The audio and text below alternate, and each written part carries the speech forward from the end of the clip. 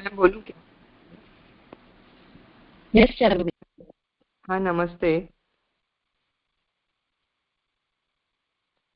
नींद निद्रा वाला पार्ट जो है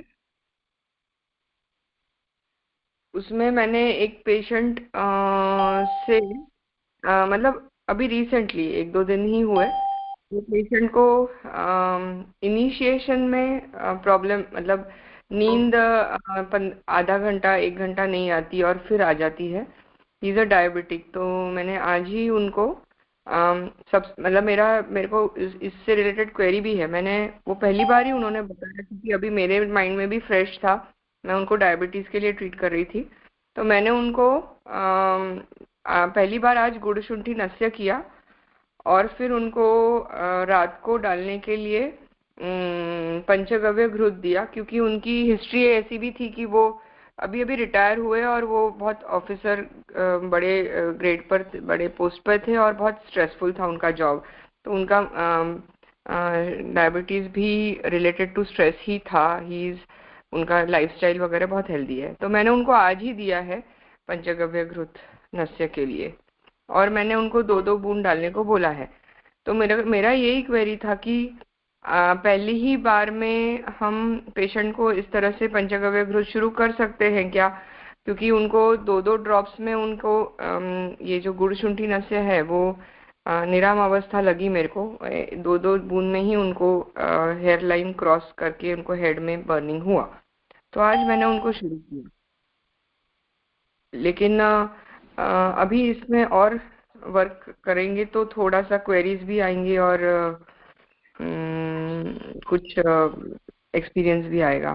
मतलब उस दिन काफी अच्छा बताया इनिशिएशन के लिए क्या देना और पूरे बात मतलब अगर बात है डिस्टरबेंस हो रही है रात भर में बार बार मतलब निद्रा भ्रंश है तो फिर कैसे ट्रीट करना और अगर अगर नींद की जैसे ड्रीम्स है और विचार है तो किस तरह से थिंक करना ये गाइडेंस हमको मिला है। लेकिन इसके ऊपर और थोड़ा सा डिस्कशन हो जाए तो अच्छा है। Okay, what I will do is निद्रा की हिस्ट्री कैसे लेनी है ना उसका थोड़ा सा मैं पार्ट बताती हूँ and then Snehil will elaborate on that and then will talk about the nasya. So what I'll do is I'll try to find a board and chalk and then I'll show you to that way. So it'll become easier. या फिर एक minute, I will do my screen sharing and let me see if I can share it over here only. अगर screen पे आपको अगर अच्छे से दिखता है तो let's see. मैं और एक क्वेरी पूछूं हाँ पूछो. कि एक एक टाइप नहीं बताया था उस दिन कि रात को नींद जल्दी आ जाती है लेकिन सुबह बहुत जल्दी नींद खुल जाती है। ऐसे ही एक कैटेगरी रहती है पेशेंट की। ફરીથી પૂછો. રાતના નીંદર આવી જાય પણ બહુ જલ્દી નીંદર ખુલી જાય 2 વાગે 3 વાગે 4 વાગે પછી આવે પછી આવે જ નહીં. हाँ हाँ, એના માટે I will just do that. 1 minute. Okay, let me find the blackboard and chalk and then we will do daily. So that will be easier.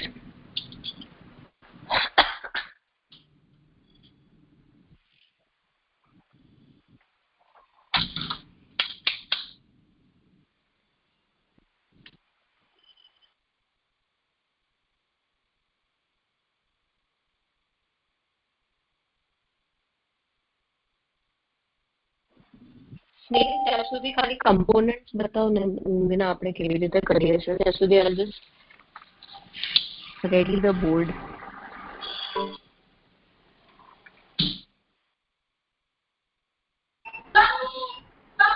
तो लास्ट टाइम हमने थोड़ा सा निद्रा का बाइफर्केशन किया था, दोषों के अनुसार नहीं किया था, जस्ट कि कैसे उसको हम स्टेज वाइज डिवाइड करते हैं वो देखा कि initiation of sleep, continuation of sleep and awakening, जब सुबह उठते हैं तो कैसी फीलिंग है.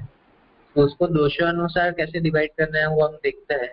ये ध्यान रखना है कि जैसे उस दिन कहा था कि निद्रा भ्रंश है तो वो वात के लक्षण में आता है, तो वायु डोमिनेटिंग है। निद्रा नाश है, जैसे अभी चारुस्मिता मैम ने पूछा कि नींद उड़ जाती है और फिर नहीं आती, तो नाश वाला पार्ट होता है, तो पित्त का डोमिनेंस हो जाता है। तो ये ध्यान रखना है कि एक दोषज हमारे पास नहीं होता, जनरली नहीं होता, it is always associated with other doshas. तो वायु पित्त, पित्त वायु, वो डोमिनेंस कैसा है उस अनुसार चेंज होता है। और उसमें भी ये हमें हमेशा ध्यान रखना है कि किसी भी व्याधि में वायु होता ही है, या तो वो डोमिनेंट फेज में होता है या तो फिर वो डॉर्मेंट फेज में होता है, लेकिन वायु क्योंकि दूसरे दोषों को ले जाने वाला वायु ही है, तो वायु हमेशा ही रहने वाला है। उसके लक्षण दिखे तो वो डोमिनेंस में होता है, लक्षण नहीं दिखे तो हमें ये ध्यान रखना है कि वो डॉर्मेंट फेज में है, लेकिन वो नहीं है ऐसे नहीं समझ सकते। इसीलिए हमारी ट्रीटमेंट हमेशा जब शुरू होती है, हम आम पाचन करते हैं या दीपन पाचन करते हैं, तो हम उसके साथ वायु की गति का अनुलोमन हमेशा ध्यान में रख के ही ट्रीटमेंट करते हैं।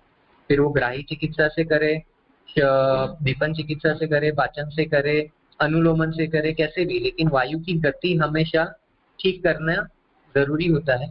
तो इसलिए हमेशा ये ध्यान रखना है कि इंडिविजुअल दोष नहीं रहते हैं, हमेशा उसके साथ एसोसिएशन होता है। तो जैसे उस दिन कहा कि निद्रा नाश और निद्रा भ्रंश, तो उसमें वायु और पित्त, निद्रा भ्रंश हुआ तो वायु का डोमिनेंस है। निद्रा भ्रंश मतलब टूट टूट के नींद आती है, मतलब नींद आ जाएगी, फिर कुछ घंटों के बाद पेशेंट जाग जाएगा, फिर वापस सो जाएगा, वापस कुछ घंटों के बाद ऐसी नींद उड़ जाएगी। या फिर निद्रा नाश मतलब इनिशिएशन ही नहीं होगा, या अगर इनिशिएशन हो जाता है तो उसके बाद नींद खुल जाती है और फिर वापस नहीं आती। तो ये निद्रा भ्रंश और निद्रा नाश में वायु पित्त आ गया, तो हमें समझ जाएगा कि selection of drug is very easy, कि हमें घी यूज करना है। लेकिन यहाँ पे हम और एक एडिशन ये करना है हमें कि घी नहीं सिलेक्ट करते हुए हमें ये ध्यान रखना है कि वायु के साथ साम वायु और साम पित्त है। तो हम हमेशा क्लिनिक में इसीलिए डे 1 को जब हम पेशेंट को चेक करते हैं, पेशेंट ये कंप्लेंट लेके भी आ सकता है और नहीं भी लेके आ सकता है, लेकिन हम हिस्ट्री लेते हैं जब भी, तो हम निद्रा हमेशा ही पूछते हैं कि स्लीप पैटर्न कैसी है, ये ICA के डिवीजन में, इनिशिएशन, कंटिन्यूएशन और अवेकनिंग के सेक्शन में। और उसमें अगर हमें लगे कि nidra is a positive factor and we need to treat it, so हम हमेशा गुड़ चुनकी नस्से डाल के चेक करते हैं और देखते हैं कि कितने ड्रॉप्स में जा रहा है। अगर 16 से ज्यादा ड्रॉप्स में जा रहा है, स्टिल वी फाइंड कि ये पेशेंट के लिए हमें जरूरी है कि उसकी नींद में इम्प्रूवमेंट हो, सो हम डिपेंडिंग ऑन कंडीशन या तो गुड़ चुनकी ही डालने को देंगे, या फिर जैसे चारुस्मिता मैम ने अभी कहा कि हमने पंचगव्य दिया क्योंकि ड्रॉप्स कम गए थे उस अनुसार। या कोई कोई पेशेंट्स में हमें लगता है कि नहीं, हमें नींद ज्यादा पहले ठीक करनी है इररिस्पेक्टिव ऑफ सामावस्था, सो हम ऐसा द्रव्य सिलेक्ट करेंगे घी में जो कि शोधन भी करे और शमन भी करे, जैसे कि शुंठी घृत हो गया, जिसमें शुंठी का गुण है शोधन का और घृत, तो वो शमन भी करेगा। वैसे ही पंचगव्य है, वो हम कहते हैं हमेशा, क्योंकि पंचगव्य में सारे 5 जो द्रव्य है वो सारे रुक्षण वाले, घी होते हुए भी वो ड्राई है, थोड़ा सा स्निग्धता उसमें कम है। हम ग्रेडेशन में अगर रखें, सो ग्रेडेशन में बफेलो घी सबसे ज्यादा स्निग्ध हो जाएगा, फिर काउस घी आएगा, और एकदम एक छोड़ में रख के हम जहाँ पे ड्राई स्निग्ध है लेकिन लेसर अमाउंट ऑफ स्निग्धता, तो उसमें पंचगव्य को डालेंगे। सो ऐसे घी डालेंगे, पंचगव्य है, शुंठी नस्य है, वो डालेंगे रात को या दिन में, लेकिन उसके बाद फिर से हम शुंठी का प्रथमन नस्य दे सकते हैं आधे घंटे के बाद, ये चेक करने के लिए कि हम जो गुरुत्व दे रहे हैं उसकी वजह से थोड़ा भी साम अवस्था नहीं आना चाहिए, फिर से बढ़ना नहीं चाहिए। सो वी सिलेक्ट अ द्रव्य इफ वी फील कि नींद को एड्रेस करना ऑन डे 1 जरूरी ही है, सो हम शुंठी नस्य या पंचगव्य नस्य सिलेक्ट करके वो डालने को देते हैं पेशेंट को घर पे, और उसके बाद प्रथमन नस्य देंगे कि बाई चांस अगर वो ग्रुप से थोड़ा भी सामता बढ़े तो उसको कवर अप कर दे। सो एक क्वेश्चन इनिशियल फेज में ये आया था कि वैद्य ने ऐसा सिलेक्शन करना चाहिए कि एक इतना कॉन्फिडेंट होना चाहिए कि एक ही नस्य यूज करे, क्यों 2-2 या 3-3 नस्य यूज करना है। तो शायद उसका आंसर अभी क्लियर हो गया होगा इसमें कि क्यों हम 2 नस्य सिलेक्ट करते हैं बहुत बार, एक के बाद एक क्यों डालते हैं और कैसे डालते हैं और क्या थॉट प्रोसेस से डालते हैं। तो ऑलमोस्ट मैडम का चार्ट रेडी हो गया है, we can go to that chart and see कि कैसे बाइफरगेट करना है दोषों अनुसार, और वो दोषों अनुसार हमको कैसे द्रव्य यूज करना है नस्य के लिए। और ये जानना भी, ये भी समझना है कि we are not addressing only the sleep but we are addressing all over pathology. जो पैथोलॉजी होता है उसमें जो दोष होने वाले उसके अनुसार ही स्लीप पैटर्न चेंज होता है हमेशा। सो स्लीप पैटर्न को ही सिर्फ पकड़े तो भी हम पैथोलॉजी को ब्रेक कर सकते हैं अच्छे से। तो वो चार्ट को देख के विल स्टार्ट कि कैसे करना है। मैडम તમે રેડી છો કે? હા ઓકે, બાકીના વચ્ચેના પોઈન્ટ્સ થોડા બાકી છે બટ એ બોલવામાં જ કહી દઈશ. So now when we look at Nidra, when we take the history, what we have done is to make it very very simple that how is your sleep. When we ask that question, patient से disturbed है, नहीं तो बोलेगा कि ठीक से नहीं आती है या फिर आती है, but then they do not describe the whole pattern. So to break it down, you have to ask very pinpointed questions which are direct questions. When you go to bed, how long does it take to go to sleep? So कोई patient बोलते तुरंत लगती है, कोई patient बोलते हैं 10 minute लगती है, 5 मिनट लगती है, 15 मिनट लग रही है. कोई पेशेंट ऐसा बोलते हैं कि बेड पे तो जाते हैं 10 बजे, नींद 2 बजे तक तो आती ही नहीं है. Now this is very typical. 10 बजे पेशेंट सोया बेड पे and I think the board is visible, right? I'm just talking. उसमें सब पॉइंट्स नहीं है. You can just have a look at the board and this is just a bifurcation and I'll keep explaining each and every point. So થોડું ઉપર કરો ma'am કે clear નથી. થોડું થોડું એટલે આખું બોર્ડ વિઝિબલ નથી થઈ રહ્યું, નીચેનું કટ થઈ રહ્યું છે. હવે બસ that's ગયું, હજી નીચે ગયું. हाँ बस ओके. आपको लिखना है तो पहले लिख लीजिए. निद्रा में there are 3 points. First is initiation, we write it just as I. C is for continuation and A is for awakening. Now whatever points I keep telling ना, यू कैन स्टार्ट राइटिंग. मतलब initiation के आगे थोड़ा जगह छोड़ दीजिए, नीचे भी जगह छोड़ दीजिए, कंटिन्यूएशन लिख दीजिए एंड अवेकनिंग लिख दीजिए. So then I can move away from the board. मेरे को मतलब I am holding the iPad उल्टा एंड जस्ट पकड़ के रखा है. So then I can speak properly. मेरा आधा attention सिर्फ ये पकड़ने में है. Is that okay? Shall I move away from the board? You can click photo and then you can talk. स्नेहिल, एक पेपर पर लखी ना फोटो क्या मोकला उसको अपने. आप इमेज क्लिक कर दीजिए मैम और शेयर कर दीजिए ना, कैसे रहेगा. मैं डिटेलिंग ग्रुप में लिख रहा हूँ. Till then you can listen to ma'am. जो भी लिखा है बोर्ड पे वो मैं लिख के ग्रुप में व्हाट्सएप पे डाल दूँगा. Okay. So when we ask for initiation, the question that we ask is लेटे ही नींद लगती है क्या. मतलब it should be hardly say 30 seconds to 1 minute के अंदर आ गया. Then we know that तम का quality is good.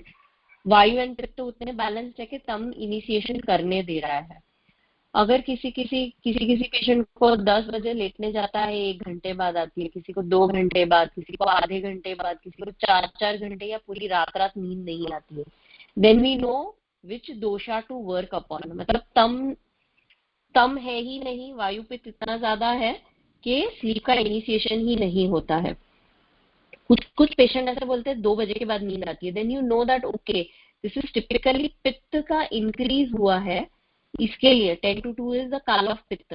कुछ पेशेंट बोलते हैं 4 बजने के बाद तुरंत नींद लगती है. Then we again know that okay ये वायु पित्त का कॉम्बिनेशन है. बट 4 बजे because the climate also becomes cooler, so it means वायु का प्रादुर्भाव होता है and then the sleep initiates. तम तभी इनिशिएट होता है. मतलब अगेन दैट इज पित्त का दिस थिंग. नाउ ये क्यों इम्पोर्टेंट है कि हर बार हम इनिशिएशन टाइम पूछते हैं. How do we know that our treatment in the last 10 days और 5 days और 15 days has caused any effect or has caused any anulomana of doshas. So जब फर्स्ट विजिट में पेशेंट आता है एंड बोलता है मेरे को 1 घंटा लगता है नींद आने में, and in next visit if you ask the patient will say नहीं अभी तो 45 minutes में आ रही है नींद. It means the 15 minutes gap that we have covered by our medicine is the amount of anuloman of doshas that has happened in this much time. उसके बाद वाली विजिट में और पूछेंगे अब कितने मिनट में आती है नींद. Probably he might say आधा घंटा या 15 minute. Then you know, okay, this is the correction. So this is how you judge that whatever you are doing throughout आपकी जो भी medicines है, whether it's an internal medication or whether it is nasya, whether you are doing any kind of a panchakarma or anything, how do you judge from this question that how your medication is working is by reduction in the time limit that is causing initiation of sleep. Should I repeat this once again? I am more comfortable speaking in English. Yes. Hindi में बोलने के लिए मैं वापस repeat कर. Please repeat. हम हर बार ये प्रश्न पूछते हैं एंड ये सिर्फ इनिशिएशन नहीं कंटिन्यूएशन और अवेकनिंग में भी पूछते हैं. और हर बार ये पूछना क्यों जरूरी है? क्योंकि हमें ये पता लगेगा कि हमने जो भी दवाई दी है या जो भी हमने ट्रीटमेंट दी है, whether it is in form of dawai, whether we have given it in adravya form, we give mudras also, we give mantras also, we give only nasya also to the patient, or we just give pradhaman to the patient, and yet if the initiation sleep का अगर जल्दी हो रहा है, 4 घंटे की जगह 3 घंटे हो रहा है, या 3 घंटे में से 2 घंटे हो रहा है, या 4 घंटे में से सीधा 1 घंटे पे हो रहा है, तो हमें ये पता पड़ता है कि हमारे दोष कितने अनुलोमित हुए हैं, वायु का कितना अनुलोमन हुआ है बेसिकली, या फिर पित्त कितना कम हुआ है, और तमस का कितना रेगुलेशन हुआ है. So this is what we come to know from that. Okay, अगर हम जागे रहते हैं, इनिशिएशन ऑफ स्लीप इसलिए भी इंपॉर्टेंट है क्योंकि generally sleep initiation between before 10, ideally between 9 to 10, max to max 11 तक सजेस्ट करते हैं कि वो इनिशिएशन हो जाना चाहिए. अगर पेशेंट उस समय में जागा रहता है तो वायु और पित्त दोनों बढ़ते ही बढ़ते हैं. ऑलरेडी पेशेंट जाग रहा है, उस वजह से जो बढ़ने वाली रुक्षता है और वायु और पित्त बढ़ने वाले हैं वो एक पार्ट, और ऑलरेडी उसके शरीर के अंदर है. तो ये डबल डोज हो गया. और ट्रिपल डोजेस ऑफ द क्या बोलते हैं, जो नेचर में जो वायु, नेचर में जो पित्त है वो भी बढ़ा हुआ रहता है. तो देयर इज 3 ट्रिपल एक्शन. अगर वो पेशेंट नहीं सो रहा है, अगर ये क्रोनिक है कि वो सो ही नहीं पा रहा है कितने समय से, तो imagine the amount of rukshata and ushnata that is generated in the body.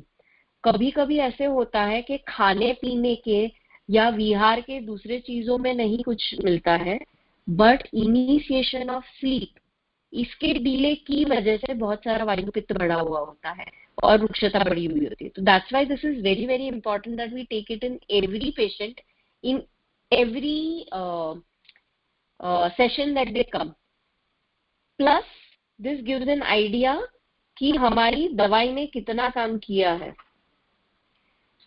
Second point है continuation of sleep. Continuation of sleep में काफी सारे पेशेंट्स ऐसे होते हैं जिनको रात को वॉशरूम जाने के लिए उठना पड़ता है. So this is one disturbance. अभी उसमें 1 बार 2 बार 3 बार 4 बार 5 बार कितनी बार उठते हैं, ये क्वेश्चन इंपॉर्टेंट है. सेकंड ये इंपॉर्टेंट है कि सपोज वॉशरूम गए तो उसके बाद फिर से नींद लगती है क्या, और लगती है तो तुरंत लगती है या बहुत समय लगता है. तो यहाँ पे नॉक्टूरिया में भी ना there are two things that you need to consider. One is जागे हुए इसीलिए बार बार वॉशरूम जाना पड़ रहा है या वॉशरूम जाने के लिए उठना पड़ता है. This is also very important. This point Snehil will elaborate after I finish this point कि अगर नॉक्टूरिया मतलब रात को वॉशरूम जाने के लिए उठते हैं एंड फिर तुरंत सो जाते हैं, then we know that okay this break is because washroom लगी है.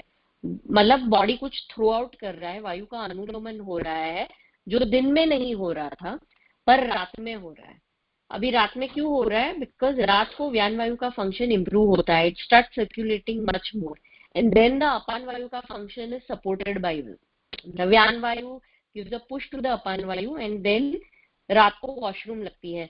दिन में ये पेशेंट को शोथ डेफिनेटली रहेगा माइनर फॉर्म में, मतलब व्यान वायु का function in the day time is not happening properly and upon also not happening properly, that's why रात को वॉशरूम ज्यादा लगती है लेकिन दिन में कम है। ये वाले पेशेंट तुरंत के तुरंत सो भी जाते हैं वापस। अगर ये वापस नहीं सो पाते हैं, 10 मिनट 15 मिनट लगती है सपोज, तो then we know that this is not only vayu but pitta. वायु का डिस्टर्बेंस कैसा होता है? उठ गए वापस सो जाएंगे, उठ जाएंगे वापस सो जाएंगे। लेकिन अगर पित्त उसके साथ जुड़ा हुआ है तो पेशेंट एक बार उठेगा तो सोने में बहुत समय लगाता है। तो इसमें भी इम्प्रूवमेंट कैसे हुआ वो हम कैसे जानेंगे? After giving any kind of a नस्य और बाय प्योर इंटरनल ट्रीटमेंट। तो अगर आप वॉशरूम 4 बार जा रहे थे, अभी 2 ही बार जाना पड़ रहा है, this is a big improvement, क्योंकि डे टाइम में काफी सारा अनुलोमन हो रहा है तो रात में कम अनुलोमन की जरूरत, body is working less on that part. Second ये है, सपोज 15 मिनट सोने में लग रहे थे, अभी 10 ही मिनट लग रहे हैं या 5 ही मिनट लग रहे हैं, again that is an improvement. So these are the things that when you ask second visit में, अगर आप ये पूछते हैं तो आपको पता चलता है कि oh this is improved. Patient को विजिबल डिफरेंस कभी कभी नहीं समझ में आता है, but these are the smaller things which we know that okay the patient has improved by these small things. दूसरा है, पेशेंट को शायद वॉशरूम जाना ही नहीं पड़े लेकिन डिस्टर्बेंस होता है, नींद में सपने आते हैं, नींद में विचार आते हैं। पेशेंट बोलेगा कि दिमाग पूरी रात ऐसे चल रहा था कि सुबह उठ के ऐसे लगता है कि सोए ही नहीं है। So then we know that वायु का प्रमाण इतना ज्यादा है, वायु एंड पित्त होते हैं वो जनरली थॉट इनिशिएट करते हैं, मतलब मन जागरूक है तो continuous thought thought thought thought चालू रहता है। अगर ड्रीमी स्लीप है तो 2 कंसिडरेशन है, एक है कफ एंड वायु एंड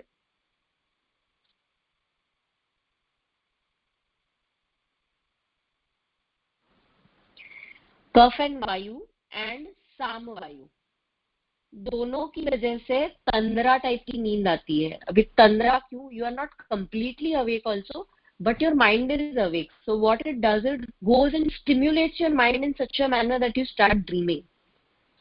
तो इस कफ एंड वायु का इन्वॉल्वमेंट है ड्रीमी स्लीप, साम वायु है ड्रीमी स्लीप, बहुत ज्यादा विचार आ रहे हैं in the sleep, that is वायु एंड पित्त। is everybody done noting down whatever is on the board? Then I will at least move away from the board. मैं ऑलरेडी मैडम ग्रुप पर नाती दे दूँ। Okay, then I'll just move away from the board.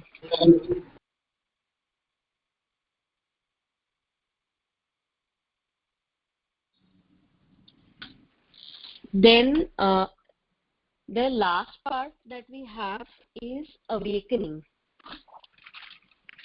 In awakening, generally what happens, we ask that by what time does the patient go to sleep and what time does he get up. When he wakes up, does he feel fresh or he doesn't feel fresh. Now धातु साम्य का जो श्लोक है ना, धातु साम्यता का, उसके अंदर सारा का सारा ये जो है ना वो अवेकनिंग के ऊपर पूरा, मतलब वहीं से पता चल जाता है कि धातु साम्यता कितनी आ गई है पेशेंट में। सपोज ये समय पेशेंट फर्स्ट टाइम आया, सुबह उठ के लेथार्जी लग रही है, आलस आता है, फ्रेश नहीं लगता है, ऐसा बोलता है, then we know that okay धातु साम्यता नहीं है। अभी कितनी इम्प्रूवमेंट हुई है वो कैसे पता चलेगा? पेशेंट बोलता है कि मेरे को वॉशरूम जाके आता हूँ फिर फ्रेश लगता है, कोई बोलता है मैं स्नान करके आता हूँ फिर फ्रेश लगता है, कोई बोलता है नाश्ता करूंगा, खाना खाऊंगा, 1-1.5 घंटा हो जाएगा उसके बाद फ्रेश लगता है। देन यू नो दैट धातु साम्यता से कितना पेशेंट दूर है। आइडियली सुबह आंख ऐसे खुलनी चाहिए कि आंख खुली मतलब जागरूकता आने में और बेड से उठने में it has to be 0 second. If this gap is any more than 0 second, it means that far is the patient from धातु साम्यता. सो इसमें दो चीजें हैं. एक है ओवरऑल बॉडी के अंदर जो बहुत क्रोनिक वाला जो चल रहा है वो वाला पार्ट भी. सेकेंड पार्ट इज रसशेषाजीर्ण का पार्ट. यदि रात का खाना हजम नहीं हुआ है and patient wakes up before व्यान वायु कन्वर्ट्स द आहार रस इनटू रस धातु. पेशेंट अगर इसके बीच में उठ गया कोई भी कारण से, अलार्म लगा के या कोई भी कारण से, तो वो समय पे फ्रेशनेस बिल्कुल नहीं लगती है. यदि वो पेशेंट इसी में वापस सो जाता है, वायन वायु को वापस बल मिल जाता है, वो आहार रस को वापस रस धातु में कन्वर्ट कर देता है and within 30 minutes 40 minutes और 45 minutes again when he wakes up he feels very fresh. So ये दोनों चीजें कंसिडर करनी है सुबह उठने में. इनिशिएशन, कंटिन्यूएशन एंड अवेकनिंग से वायु, पित्त एंड कफ का प्रमाण कितना है बॉडी में और क्या डिस्टरबेंस है ये हमें समझ में आता है. बहुत सारे ऐसे पेशेंट होते हैं जिनका मेन कंप्लेंट इज स्लीप. कोई कोई पेशेंट है जिनको स्लीप एपनिया है, मतलब बहुत ज्यादा साइनस है, एडिनॉइड्स है, टॉन्सिल्स है, सर्दी है, या बहुत ज्यादा मोटे पेशेंट हैं. इन सब पेशेंट्स में माउथ ब्रीदिंग होती है. माउथ ब्रीदिंग की वजह से बहुत समय ऐसे होता है कि सो तो जाते हैं लेकिन रात भर नींद पूरी नहीं होती है. वो समय पे वायु बहुत ज्यादा बढ़ जाता है because sleep is not completely over. इसमें सबसे ज्यादा डिस्टर्बेंस व्यान एंड प्राणवायु का होता है. वो समय पर even if there is a सामावस्था, we give selected शोधन शमन नस्य, जैसे कि गुड़शुंठी घृत नस्य, पंचगव्य घृत नस्य, and once it is given in the night for initiation of sleep, for improving the quality of sleep, morning में उसी से यदि कुछ कफ बना भी है एक्स्ट्रा तो उसको शोधन करके निकाल देते हैं. सुबह उठ के जो रेगुलर ब्रशिंग वगैरह जो देते हैं उसके बाद we ask them to do शुंठी प्रदमन. कुछ कुछ केसेस में ऐसे बोलते हैं कि आप सोने के आधे घंटे पहले घृत का नस्य डालिए, सुबह उठ के आप प्रदमन कर लीजिए. कुछ केसेस में हम लोग ऐसा भी बोलते हैं कि आप शाम को ही 7 o'clock वगैरह बिफोर डिनर पुट योर घृत नस्य and then after half an hour again inhale ginger powder, and रात को कुछ नहीं देते हैं. अगर बहुत ज्यादा सामता है तो we give it a little bit earlier ताकि सोने के बाद बहुत ज्यादा बलगम नहीं जमा हो जाए. I think last week Charusmita ben का केस डिस्कस किया था, तो ये सारे पॉइंट्स, बहुत सारे पॉइंट्स इसी में कवर हो गए. And I am very thankful Charusmita ben that you got up that topic because of your that query. We got into this निद्रा वाला topic and then we solved इतना पूरा चक्कर. स्नेहिल જેટલા બી પોઈન્ટ બીજા રહી ગયા હોય ને એ બધા એડ કરીને ને હું બડું ગયું છે.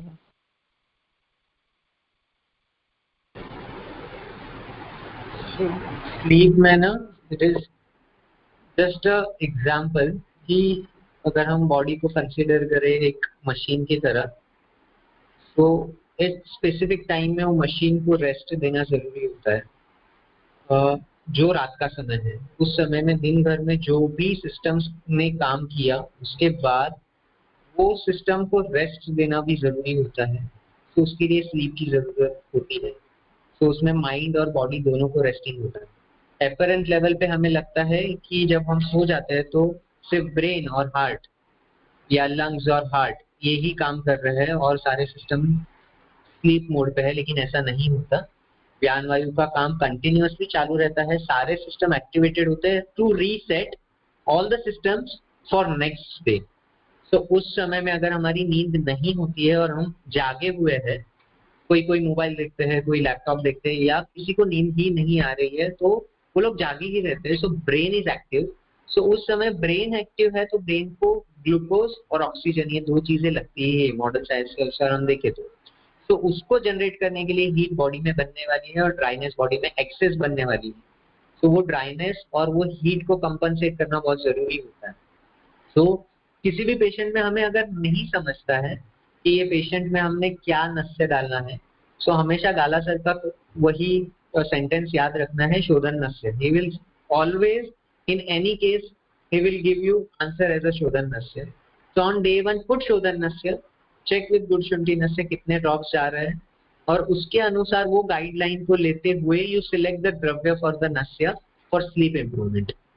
ऐसे जरूरी नहीं है कि हर एक पेशेंट स्लीप की कंप्लेन लेके ही आए, लेकिन जब हम हिस्ट्री एलिसिट करते हैं सो वी रियलाइज कि नहीं, sleep is one of the complain but which is not the chief complaint. The patient is, for example, today we had a patient, auntie, 63-year-old female, came for the knee pain, osteoarthritis, severe, moderate to severe osteoarthritis, but since almost 20 years she is not sleeping well.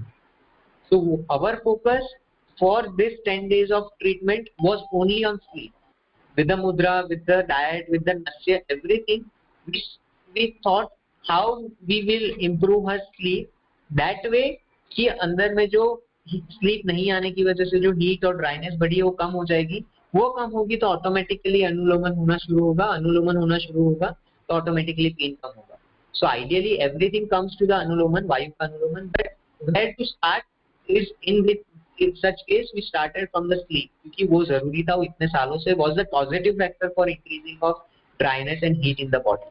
कोई patient सिर्फ osteoarthritis के लिए आएगा लेकिन उसमें sleep का disturbance उतना उसको नहीं लग रहा है, आपको भी नहीं लग रहा है, फिर भी आप नस्य डालोगे तो उसमें इंप्रूवमेंट दिखने ही वाला है।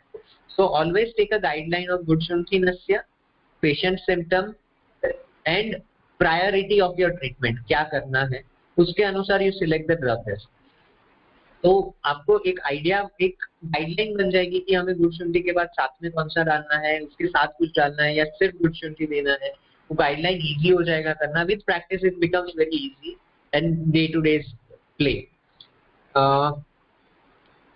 ये भी ध्यान रखना है कि yes ghee, CG, buffalo ghee, are you use it? When to use Panchagavya and Panchagavya depend करेगा। ओके, तो जैसे ऑलरेडी मैम ने बहुत सारी चीजें क्लियर कर दी है। स्टिल इफ वी फील के पेशेंट इज इन शोधन शमन स्टेज, साम अवस्था है, लेकिन still we want to instil some घृत नस्य, देन वी मे सिलेक्ट शुंठी नस्य, शुंठी घृत नस्य और पंचगव्य नस्य, विच आर मोर लाइक शोधन एंड शमन, क्योंकि उसमें घी है तो शमन करेगा, लेकिन उसके अंदर के जो द्रव्य है वो शोधन काइंड ऑफ द्रव्य है। तो वो दोनों स्टेज पे काम आ जाएगी। तो उस अनुसार हम शुंठी घृत नस्य या पंचगव्य नस्य सिलेक्ट करेंगे। लेकिन अगर पेशेंट ऐसे स्टेज में है कि जिसमें शमन वाला स्टेज है, ये मैं कह रहा हूँ शमन वाला stage, how will we decide? Obviously from the abdominal examination which we yet to go into detail, all physical examination we are yet to go in detail, but ना राइट नाउ हमने नस्य किया है तो नस्य के थ्रू हम कैसे जाएंगे? तो गुड़ शुंठी नस्य के आधार पे जाएंगे कि गुड़ शुंठी नस्य कितने ड्रॉप्स में जा रहा है। समटाइम्स हम 20-16 के तक डालते हैं, फिर भी पेशेंट को यही हिट होता है, यहाँ तक हिट नहीं होता है। जब पेशेंट को 2 ड्रॉप्स में यहाँ हिट हो तो हमें समझता है कि पाथवे ओपन है। जैसे एग्जांपल देता हूँ कि फॉर एग्जांपल मेरे घर से Kandivali station is only 20 minutes bike पे अगर मैं जाता हूँ तो, लेकिन यहाँ से लेके कांदीवली के तक का रास्ता पूरा खुदा हुआ है, पूरा ब्लॉक है, रास्ता ही टूटा फूटा है, तो मुझे जाने के लिए शायद 1 दिन भी लग जाएगा। तो ये शोधन नस्य क्या करता है, यहाँ से कांदीवली का जो रास्ता है उसको रिपेयर करता है। That's it. जो नोज से लेके ब्रेन के जितने भी एरियाज है वहां तक द्रव्य जाने के लिए, शमन नस्य या ब्रुहण नस्य के जो द्रव्य है वो जाने के लिए जो पाथवे है वो ओपन करने का काम शोधन नस्य कर रहा है। तो शोधन नस्य विल बी द गाइडलाइन। सो अगर शोधन नस्य हमें 16 से ज्यादा जा रहा है तो हम गुड़ शुंठी या शुंठ प्रदमन ही सिलेक्ट करेंगे। लेकिन अगर 12 ड्रॉप्स में जा रहा है, 16 ड्रॉप्स में जा रहा है, 10 ड्रॉप्स में जा रहा है, सो वी मे सिलेक्ट शुंठी घृत नस्य या पंचगव्य नस्य। लेकिन पेशेंट की स्टेज ये आ गई है कि अभी 6 ड्रॉप्स में 4 ड्रॉप्स में भी जा रहा है, गुड़ शुंठी नस्य यहाँ हिट हो रहा है, टॉप ऑफ द हेड यहाँ पे हिट हो रहा है, दोनों तरफ से passages open, then and still sleep disturbance है, हमने पंचगव्य दिया लेकिन गुड़ शुंठीकृत नस्य दिया, स्टिल जितना रिजल्ट हमें चाहिए था उतना नहीं मिल रहा है, देन क्योंकि अभी निराम अवस्था की तरफ हम जा रहे हैं तो वी मे सिलेक्ट काउज घी। काउज घी से भी ज्यादा अगर हमें स्ट्रॉन्ग या हैवी घी चाहिए सो बफेलो घी हम यूज करेंगे, लेकिन condition for buffalo ghee is strictly कि हम 2 से 3 ड्रॉप में ही अगर गुड़ शुंठी नस्य जाता है देन ओनली सेलेक्ट बफेलो घी, वरना सामता बहुत ज्यादा बढ़ जाएगी, तुरंत ही बढ़ जाएगी, it is very heavy to digest, heavy to absorb और तुरंत ही वो साम अवस्था क्रिएट कर देगा, so be careful. Plus sometimes we even use पुराण घृत, सो पुराण घृत जब यूज करते हैं you have to be very very careful, क्योंकि पुराण घृत से बहुत सारा पुराना कफ निकलता है, it is very irritant sometime, अगर आप 4 ड्रॉप डाल दोगे पुराण घृत के तो बहुत जलता है, आधे 1 घंटे तक जलता है पेशेंट को, so we put only 1 drop of पुराण घृत। सो पुराण घृत भी हम यूज करते हैं, बफेलो घी भी यूज करते हैं, काउ घी भी। सो ग्रेडेशन में अब हम जा रहे हैं तो गुड़ शुंठी नस्य या प्रदमन नस्य आएगा, फिर शुंठी घृत आएगा, पंचगव्य घृत आएगा, फिर काउस घी आएगा, सीजी हम शॉर्ट फॉर्म में बोलेंगे तो सीजी आएगा, और फिर बफेलो घी आएगा। फिर ग्रेडेशन में स्टेप बाय स्टेप है, इसमें से कौन से स्टेज में पेशेंट फिट हो रहा है और आपका कौन सा द्रव्य यूज, कौन सा नस्य यूज करना है उस अनुसार यू कैन पुट।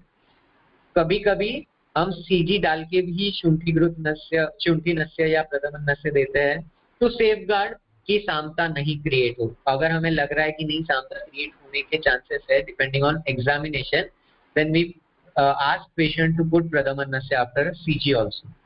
सो वो डिपेंड करता है आपका अंडरस्टैंडिंग, जैसे आपका एग्जामिनेशन में आपने कितना वो कैच किया है उस अनुसार भी चेंज। लेकिन कभी भी आपको लगे कि आपने शमन नस्य या ब्रुहण नस्य यूज कर लिया है, जैसे पंचगव्य डाला या काउस घी डाला, फॉर सम रीजन जैसे एनवायरमेंट चेंज हो गया, क्लाइमेटिक चेंजेस आ गए, पेशेंट ने कुछ अनाप शनाप खा लिया, आइसक्रीम खा ली बहुत सारी, चॉकलेट्स खा ली या कुछ ठंडा पी लिया और साम अवस्था क्रिएट हुई है, या कुछ खाने में ना गड़बड़ की और साम अवस्था क्रिएट हुई है, सो हमें कैसे समझेगा? जब पेशेंट फॉलोअप में आ रहा है, हम गुड़ शुंठी नस्य डाल रहे हैं, हमने देखा है कंसिस्टेंटली पेशेंट के टॉप 6 जा रहे हैं, 10 जा रहे थे, 6 जा रहे थे, 10 जा रहे थे, और अचानक से पेशेंट के ड्रॉप्स मोर देन 16 हो गए फिर से। सो वी नो कि for short period of time सामता क्रिएट हुई है, so we have to switch again from पंचगव्य और सीजी टू अगेन गुड़ शुंठी नस्य और प्रदमन नस्य फॉर फ्यू डेज।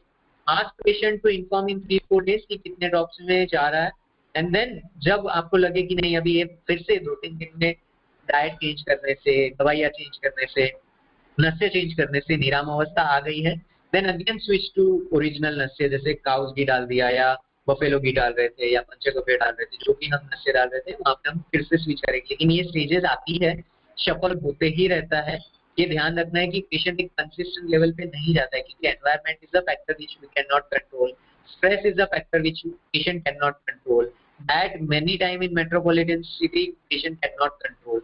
सो उसकी वजह से जो सामता आती है, we have to always switch this नस्य according to the condition in each follow. तो इसलिए गुड़ शुंठी नस्य ईच फॉलोअप में हर एक पेशेंट को डालना जरूरी है टू चेक कि क्या कंडीशन है। हम जो डाल रहे थे 6 ड्रॉप्स में ही जा रहा था या 4 ड्रॉप्स में कंसिस्टेंटली जा रहा था, उतना ही मेंटेन है या फिर से बिगड़ा हुआ है या इम्प्रूव हुआ है। सो वो इम्प्रूवमेंट हमको गुड़ शुंठी नस्य ही गाइडलाइन रहेगा, सो उससे इजी हो जाएगा हमें जानना कि नेक्स्ट नस्य हमें कब चेंज करना है। Number of drops of પંચગવ્ય ને બધું હા આપણે છે ને 10 drops 12 drops પણ યુઝ કરીએ છીએ, તો ક્યારે યુઝ કરીએ છીએ એ વાળો પાર્ટ। ओके, सो आइडियली तो ऐसे रखना है, अभी इनिशियल फेज है, शायद अगर कॉन्फिडेंट नहीं है आप, सो ये करना है कि limit yourself when you are using घृत नस्य, तेल नस्य to 2 drops max 4 drops, 2 drops 4 drops. But बहुत सारे केसेस में जब हमें चाहिए कि हमें धातुओं को पोषण चाहिए, रसायन चीज चाहिए, तो उसमें sometimes we even go for 12 drops, 8 drops, 12 drops, 16 drops. We have one patient of alopecia, almost universalis, but will not put in the universalis, but kind of. Eyebrows भी नहीं है, hair में भी नहीं है, nose में भी जो बाल होने चाहिए वो नहीं है. So kind of in a stage of universalis, alopecia universalis. So in such case वो patient में हमने शुरू किया था गुड़शुंठी नस्य से, फिर हमने स्विच किया शुंठी नस्य पे. Now when we are putting नस्य which we require कि वो उतना डीप लेवल पे जाए, मतलब जब हम केश पे जाते हैं, बालों पे जाते हैं, तो अस्थि धातु तक के पोषण की बात करते हैं, which is in the later part of the धातु पोषण जाए. Then we go for 8 drops, 12 drops, 16 drops, but always have to check कि वो ड्रॉप्स डालने के बाद पेशेंट को हैवीनेस लग रहा है, लाइटनेस लग रहा है. अगर वो डालने के बाद हैवीनेस लग रहा है तो सिलेक्शन रॉन्ग है या ड्रॉप ज्यादा जा रहे हैं, we have to reduce. But वो पेशेंट को 16 ड्रॉप्स और 12 ड्रॉप्स डालने के बाद भी लाइटनेस ही रह रहा है और काफी निकल रहा है अभी भी. सो जो भी धातु के लेवल पे जो साम अवस्था होती है, धातुओं के लेवल पे जो दोष और मुष्य समूर्छना हुई है वो ब्रेक होने में समय जाता है. इनिशियल पार्ट में हम जब पाचन और दीपन कर रहे तब कोष्ठ के कोष्ठ में मतलब आमाशय, पक्वाशय, पश्चिमाशय इसमें काम होता है. फिर वो लेवल पे रस धातु से लेके शुक्र धातु तक के लेवल पे जाता है. It is stage wise, always drugs go that way. So वो लेवल से हमें जब लाना होता है तो कभी कभी हमको इतने ड्रॉप्स डालने पड़ते हैं, और उसमें वो लेवल तक अगर हमें पोषण पहुंचाना है तो ज्यादा ड्रॉप्स, ज्यादा लेवल में ज्यादा अमाउंट में ड्रॉप्स डालने पड़ सकते हैं. So generally, right now, limit yourself to 2 drops, 4 drops. Sometime in later stage, when we are masters, we may use 12 drops, 15 drops, 16 drops. In particular cases, not all the cases.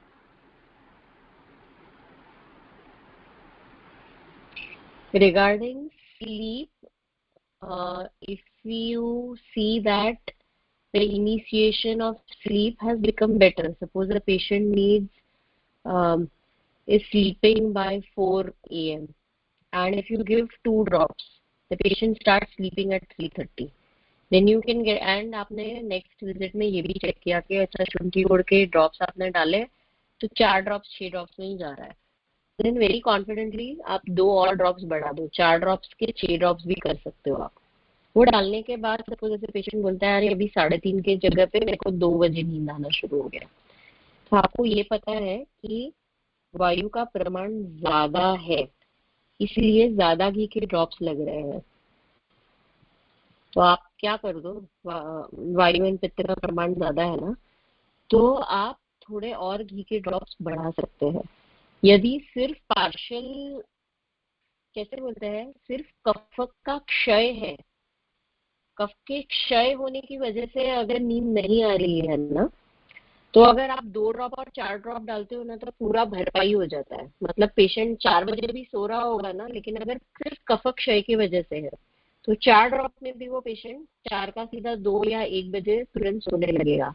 लेकिन वायु पित्त है and उसकी वजह से वो patient नहीं सो रहा है इतनी देर तक, then you will require more number of drops. And जितने ज्यादा ड्रॉप्स डालोगे ना तो पेशेंट और बोलता है कि और ज्यादा अच्छी नींद आई, और गहरी नींद आई, और कंटिन्यूअस नींद आई. So this is the differentiation कि कफ क्षय की वजह से भी कभी नींद नहीं आती है एंड वायु पित्त बढ़ने की वजह से भी कभी नींद नहीं आती है. तो हाउ विल यू डिफरेंशिएट, क्योंकि ये तो ड्रॉप्स डालने के बाद ही आपको पता चलेगा उपक्षय अनुक्षय. 2 ड्रॉप डाला, पेशेंट की नींद एकदम अच्छे से इनिशिएट हुई, कंटिन्यू हो गई, सब ठीक हो गया, एंड देन 2 में ही काम चल रहा है, सो दैट इज कफ क्षय. If you require more number of drops, that means vayu and pitta are more. I'll give you my own example. Few years back I had I had gone for highlighting my hair. some कीड़ा चढ़ा था मुझे, बाल highlight किए, highlight करने के बाद जो डाई का रिएक्शन आया, देयर वाज बर्निंग. रूट्स में तो था ही था, तालू में था, आंख में था, ये जो नेल के क्यूटिकल्स होते हैं ना, यहाँ तक बर्निंग, पैर में बर्निंग, यूरिनरी मियाटस जो अपना यूरेथ्रल ओपनिंग है वहां पे बर्निंग, हर जगह, मतलब इंटरनल हर एक म्यूकोजल मेम्ब्रेन, थ्रोट से लेके एंड तक, मतलब रेक्टल ओपनिंग तक सारे जितने भी म्यूकोजल मेम्ब्रेन है सब में बर्निंग थी. सो मैंने घर आने के बाद 4 ड्रॉप्स डाले गाय के घी के, कुछ नहीं हुआ, मतलब वो तो डाला ऐसे कि जुक खाली हो गया, कुछ फर्क नहीं पड़ा. आई पुट अनदर 4, कुछ नहीं हुआ. और 4 डाले, 12 हो गए, कुछ नहीं हुआ. I put 20 drops in each nostril and उसके बाद जाके जलन विदिन 2 मिनट्स खत्म हो गई. And I had to put 20 drops for 3 days continuously, and there was zero ऐसा ये शाम तक कुछ भी नहीं. It was just an allergic reaction to that dye, and 20 drops of ghee was the only thing that could settle the burning sensation, and that also 3 times a day. So 20 drops morning, afternoon, evening, ऐसे 3 बार डाले 3 दिन के लिए. उसके बाद वो पूरा completely settle हो गया. So according to the patient's condition, वायुपित्त बढ़ा है कि कफ क्षय है, क्या कफ बढ़ा है, क्या आप डालेंगे, that you can check every time and decide. There were few questions in the chat box. उसमें से one is the question relationship of समान वायु विद निद्रा. नाउ व्हाट हैपेंस, जो पेशेंट बहुत कम सोते हैं उन सब में वायु एंड पित्त बढ़ा हुआ होता है. Generally you will see that patients who do not sleep well always have विषमाग्नि. बार बार खाते रहते, ज्यादा भूख लगती है, लेकिन खाना खाया कि पेट ब्लोट हो गया, खाना खाया कि पेट ब्लोट हो गया, एंड थोड़ी देर के बाद फिर से भूख लगी. ये पेशेंट में आप सिर्फ अगर निद्रा करेक्ट करते हैं, समान वायु सेटल्स. काफी सारे पेशेंट हैं उनमें रात को नहीं सोते हैं एंड फिर दिन में सो जाते हैं, उनमें कफ एंड पित्त दोनों खराब हो जाते हैं. एंड वैसे वाले पेशेंट्स में जनरली विदग्धा जीर्ण दिखता है. सो दैट निद्रा का करेक्शन ऑटोमेटिकली करेक्ट समान वायु. अगर ऐसा नहीं है कि last time we had given an example, ये वायु ऐसा नहीं है कि दिस वायु इज सेपरेट, यहाँ का वायु सेपरेट है, पेट का वायु सेपरेट है, अपान वायु इज सेपरेट एंड व्यान वायु is separate. If you consider your body like a tubular structure, all the vayus are one above the other and व्यान वायु is at the periphery. मतलब action is at the periphery, ऐसे बाहर की तरफ, like बाहर. But even if one vayu gets disturbed, it will put the back pressure or the reverse pressure on all the other vayus.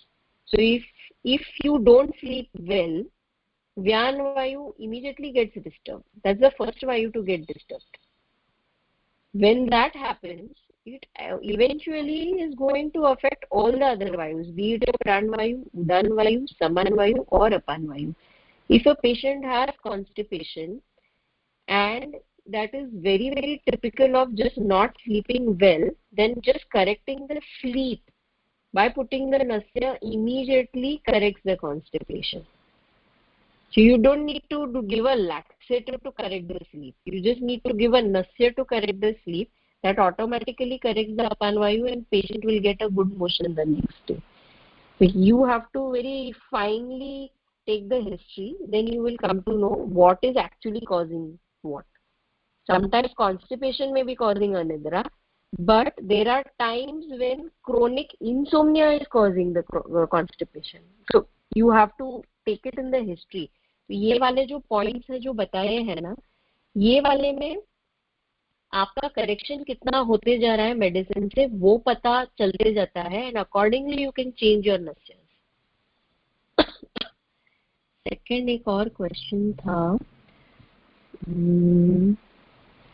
Shunthi recipe we will share on the group. It's the same Shunthi GS that we make. That same आपने बनाया है, उसमें सिर्फ आप गुड़ मत डालिए and equal amount of घी लेके उसको boil कर लीजिए. I think we have shared this recipe on the group. Again we will share it. If the patient is already on sedatives for 5 to 10 years, have to gradually lower the doses and shift them to Nasir. You don't need to shift them to Nasir. First you have to let the sedatives be as they are because the patient is used to it. Even with the sedatives, ask about all these same questions about the Nidra and you start administering the Nasir. Because of the sedatives, there is a initiation of the sleep sometimes sometimes there is no initiation, sometimes there is delay of initiation, and in spite of that, that is a tandra kind of a sleep. The patient feels very groggy because it's like a forced stop mechanism. जबरदस्ती से ऊपर से ऐसे stop डालते हैं ना, वैसे वाला. So the mind doesn't feel rested. Even if the patient wakes up, the body and mind doesn't feel rested. So when you start putting the nasya, what happens? The quality of the sleep will change. There will be a change in the initiation, there will be a change in the continuation, and there will be a change in the awakening. Now, how to decide when to start tapering the sleep medication dose? Example, the patient is on Zappis or Alprax 5 mg, 0.5 mg. And you have found out that, okay, this patient is very anxious and doesn't get sleep. Even with the sleep medication, the sleep starts by, say, suppose 12:31. Safest drug to give in such a case, where you don't know whether it's a samavastha just created because of the medicine. कभी कभी ऐसे होता है कि medicine लेने की वजह से सामता होती है. तो ऐसे केसेस में पंचगव्य घृत यूज करना चाहिए for initiation of sleep. That is the safest drug. And what you can do is morning में you can use shunti का प्रदमन. When you do this within 1 to 3 days, the patient will start feeling the change. 3 दिन में नहीं बोला तो at least patient आपका जब 10 दिन बाद भी आता है तो there will be changes in the quality of the sleep. पंचगव्य घृत डालने के बाद सपोज ऐसे हुआ कि पेशेंट की नींद और खराब हो गई, then you know that okay this is super समता, तो आपको उसको प्रधमन ही कंटिन्यू करना है. कभी कभी सिर्फ प्रधमन से भी नींद बेटर हो जाती है. पंचगव्य घृत से if the quality of sleep starts improving and the patient starts feeling more sleepy even through out the day, मतलब सुबह सपोज जो 7 बजे नींद खुलती थी अभी 8 बजे खुलने लगी, then you can very safely ask the patient that you can reduce half dose of your medication. With that also, if the patient feels के नहीं अभी मेरी नींद फिर भी बढ़ने लगी है, then you can still taper the dose. If with that also the patient starts feeling more sleepy and more groggy, then you can just eliminate the whole sleep medication. So this way you can start tapering the dose of medication. नस्य से आप काम तो कर ही रहे हैं, internal medicine भी आप जो वातानुकूलन होते रहेगा उससे दोष अपने चैनल्स में, अपने स्रोतस में जहां जहां जैसे जाना है वैसे बैठने लगते हैं. मतलब they start coming back to the कोष्ठ. The disturbance that they are causing in the मनोवह स्रोतस that will start receding. तो ऑटोमेटिकली नस्य का भी काम हो रहा है एंड कोष्ठ से भी काम हो रहा है. कभी कभी वायु इतना ज्यादा बढ़ा हुआ होता है कि स्रोतस उसको कोई भी चीज, आप चाहे मेडिसिन डालो, कुछ भी डालो, ड्राई मेडिसिन या कोई तीक्ष्ण मेडिसिन है वो तो वो एक्सेप्ट ही नहीं करेगा, उल्टा का और क्षोभ करेगा बिकॉज ऑफ द ड्राइनेस. वैसे समय में इवन पुटिंग 2 ड्रॉप्स, मतलब भले कम मात्रा में लेकिन उतना आप होने दीजिए स्नेहन प्लस दैट शोधन. So what we are doing giving a shodhan घृत based nasya or a घृत oil based shodhan nasya plus we are giving a pradhaman. तो क्या होता है, हम वो जो what do you call it, जो elasticity which has been lost because of the dryness is completely gone in that shrotas, that starts regenerating back. जितना वो ऑयल शायद 2 दिन 4 दिन नहीं अंदर घुस रहा है, वो slowly after 3-4 days body will start accepting, opening up the स्रोतस and the medicine will start piercing. So maybe कभी कभी ऐसे होता है कि 3 days में, क्योंकि कॉन्स्टेंटली स्लीप मेडिकेशन पे 5-10 साल से है, so there is lot of dryness in that स्रोतस, दैट मनोवा स्रोतस का जो पूरे चैनल्स है वो सारे ड्राई हो जाते हैं. तो उतना स्नेहन धीरे धीरे धीरे धीरे जाने के बाद probably once it starts accepting you will start seeing the results. But do not discontinue giving nasya, because in this only nasya will help faster as compared to oral medication. Still you were saying something.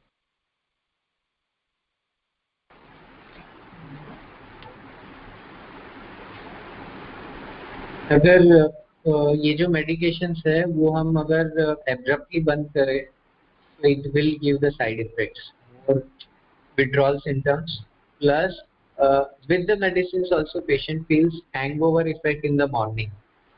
So for that hangover effect also we can use the शुंठी प्रदमन नस्य. किसी भी medication को Wien of करने का एक simple rule ये ध्यान रख सकते हैं हम कि वो मेडिसिन जो काम कर रही है उसका इफेक्ट एनहांस होकर दिखने लगे. For example when patient comes with the diabetic medicine on with to us, we don't ask to reduce the diabetic medicines, we don't ask to even reduce the hypertensive medicines, but जैसे ही हम treatment शुरू करते हैं, पाचन दीपन शुरू करते हैं, अनुलोमन होने लगता है वायु का, दोषों की अवस्था शाम से निराम की तरफ जाने लगती है, तो वो मेडिसिन का इफेक्ट एनहांस होकर दिखता है. फॉर एग्जांपल जो patient sugar level for example 140 के लेवल पे था और वो मेडिसिन ले रहा था, with our medicine the sugar level may drop to 120, 110, 100 is the mark. उसके नीचे sugar level नहीं जानी चाहिए. Once the patient reaches the 100 level, you need to reduce the sugar medicine, otherwise patient will faint sometime अगर sugar और drop होती है. वैसे with blood pressure, if patient's blood pressure is maintained for example at 140/90 with the medication, allopathic medication, and with our medicine if the blood pressure is reducing to 130/80, 120/70, 110/60 ऐसे जाने लग रहा है, ये पैटर्न दिखने लग रही है आपको, ask the patient to consult the cardiologist or whoever he is going to or she is going to, or you if you know proper dosage, proper reduction, then only touch the medicines and reduce it. If you are not confident about it, please ask the patient to consult the cardiologist or specific doctors and they will themselves reduce the medicines. So वो medicine का effect Wien of करने का यही एक तरीका है कि उसका इफेक्ट एनहांस होकर दिखने लगेगा विद आवर मेडिसिन. सो वैसे ही नींद में जैसे मैम ने कहा पेशेंट को और ज्यादा नींद आने लगेगी, तो हमें ये नहीं समझने की सामावस्था बढ़ गई, हमें ये समझना है कि मेडिसिन कम होने का समय आ गया.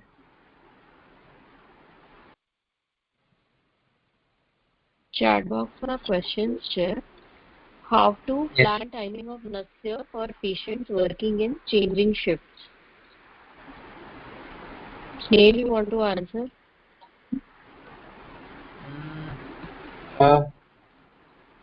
It depends कि पेशेंट्स की डे शिफ्ट कैसे. बहुत सारे पेशेंट्स ऐसे भी होते हैं जिनको मंथली वीक शिफ्ट्स होते हैं या किसी किसी को वीकली चेंजेस आते हैं.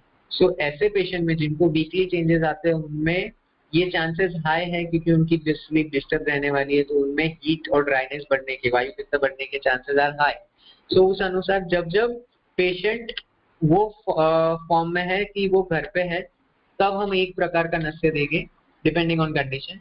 और जब पेशेंट नाइट शिफ्ट वाले कंडीशन में है, specifically night shift I am using क्योंकि नाइट शिफ्ट जनरली शिफ्ट में नाइट पकड़ते हैं इसलिए, तो नाइट शिफ्ट वाला फेज है तो उसमें हम एक प्रकार का नस्य डिपेंडिंग ऑन कंडीशन हम चेंज करेंगे. लेकिन नींद को ध्यान में रखते हुए क्योंकि हमेशा ये पेशेंट की इट इज लाइक क्या बोलते हैं उसको, ऑक्यूपेशनल हैजार्ड. ऑक्यूपेशन की वजह से बॉडी में हीट और ड्राइनेस बढ़ रही है, तो उसको हम बाय डिफॉल्ट चेंज नहीं कर सकते. तो उसको कंसीडर करके ही रहना है कि ये उसमें एक्स्ट्रा एक्सेस हीट और ड्राइनेस बढ़ने ही वाली है, उस अनुसार हमको नस्य चेंज करते रहना पड़ेगा. It will be always changing, so उसको हम फिक्स पैटर्न में नहीं डाल पाएंगे. तो उसको depending on the shifts, depending on the condition हमको नस्य को हमेशा जंबल करते रहना पड़ेगा. In patients those who go for night shifts, आप सब अपने पेशेंट्स को बोल सकते हैं सामावस्था निरामावस्था देख लीजिए. बहुत ज्यादा सामावस्था है तो आप डेफिनेटली शुंठी प्रदमन बोल दीजिए. बट जनरली नाइट शिफ्ट जो भी करते हैं उनको आप बोल सकते हैं कि उनका टाइम जब भी हो जाता है अराउंड 10 PM, ऑफिस जाने के पहले they can just rub little bit of पंचगव्य घी और काउज घी. इफ निराम अवस्था है तो काउज घी, अदरवाइज शुंठी घी नाक में सिर्फ रब करके and then just sniff it if they are in the office.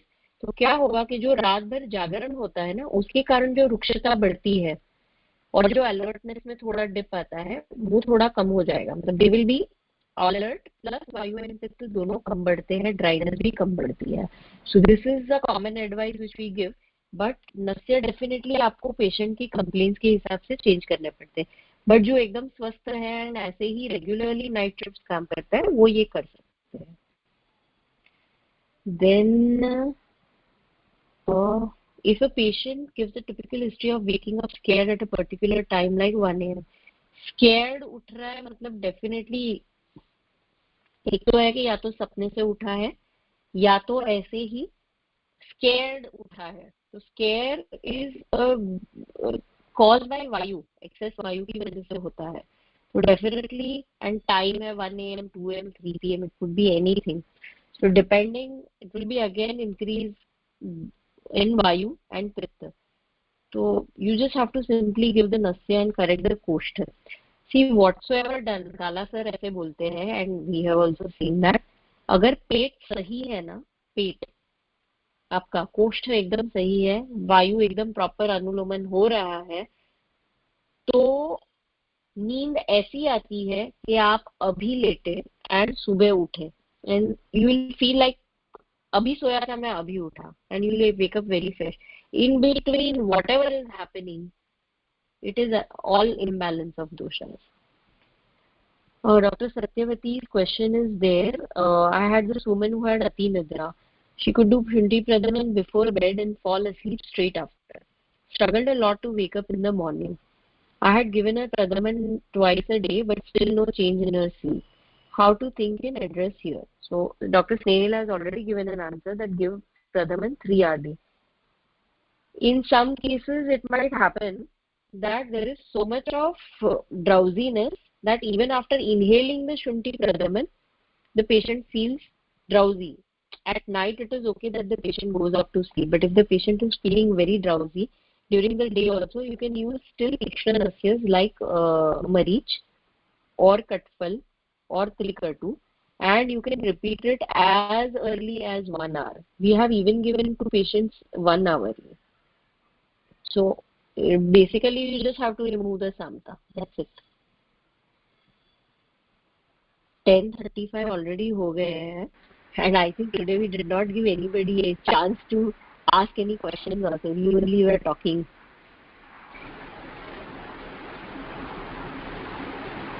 Anybody any questions or shall we stop? See, if you guys start practicing, then you will have more queries. अगर आप इसको practice में नहीं लाते हैं तो इसका कुछ मतलब नहीं है. मतलब हम लेक्चर ले रहे हैं, आई थिंक यहाँ पे हार्डली 1 आध 2 जन ही क्वेश्चंस पूछते हैं, बाकी के लोग क्या कर रहे हैं that we don't know. Unless and until आप प्रैक्टिस में नहीं डालेंगे एवरीडे यूज में every single patient, it is not going to make any difference to your practice. Just gaining the knowledge by listening will not help you.